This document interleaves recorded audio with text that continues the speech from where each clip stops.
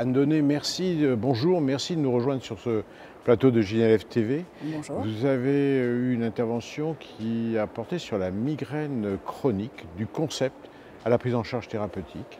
Est-ce que vous pouvez nous en dire un petit peu plus?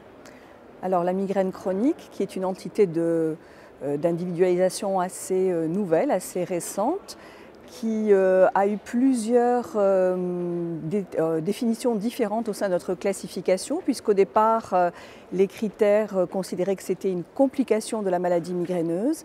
Et aujourd'hui, nos critères, et les récents, qui remontent à janvier 2018, considèrent qu'il s'agit d'une entité clinique et donc une forme à part de la migraine à l'égard de la migraine dite épisodique. Quand faut-il y penser? Il faut y penser devant des patients migraineux qui présentent une céphalée chronique quotidienne, c'est-à-dire au moins 15 jours de céphalée par mois depuis au moins 3 mois et qui ont au moins 8 jours de céphalée migraineuse parmi ces 15 jours de céphalée. Céphalée ayant quasiment toutes les caractéristiques d'une céphalée migraineuse. Bien sûr, et qu'elle soit sans aura ou avec aura.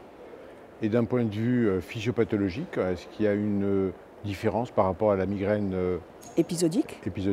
Alors probablement oui, même si effectivement on a encore un certain nombre de points d'interrogation.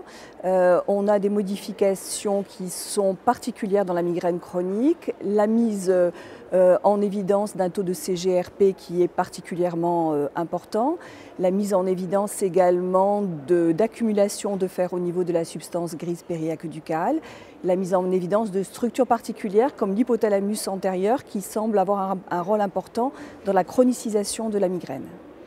Au point de vue thérapeutique? Alors au niveau thérapeutique, l'idée est dans un premier temps d'utiliser un traitement médicamenteux. Le niveau de preuve est essentiellement avec une molécule qui est le topiramate, mais si le patient a déjà eu cette molécule ou ne supporte pas ou a des contre-indications, tout traitement de fond qui est classiquement validé dans le traitement de la migraine épisodique peut être utilisé. En deuxième ligne, on a 2 types de traitements qui ont été validés dans la migraine chronique, qui sont la toxine botulinique de type A, mais qui malheureusement en France a eu à la fois un refus d'AMM et un refus de RTU, ce qui nous met dans une situation compliquée. Oui. Et le deuxième traitement, c'est la stimulation donc en neuromodulation invasive du nerf grand occipital, mais on a eu également un retrait de marquage CE pour cette indication particulière. Je reviens sur le topiramate, les posologies. Alors les posologies, comme dans la migraine épisodique, c'est-à-dire qu'on est souvent aux alentours de 100 mg par 24 heures si les patients ont une bonne tolérance. Et les nouvelles molécules à venir en développement? Les nouvelles molécules en développement pour lesquelles on a effectivement beaucoup d'espoir, c'est 2 essais cliniques qui montrent l'efficacité des anticorps anti-CGRP dans la migraine chronique, avec bien sûr une efficacité déjà démontrée préalablement dans la migraine épisodique. Donc effectivement, c'est probablement un médicament d'avenir. Merci infiniment, Anne. Merci à vous.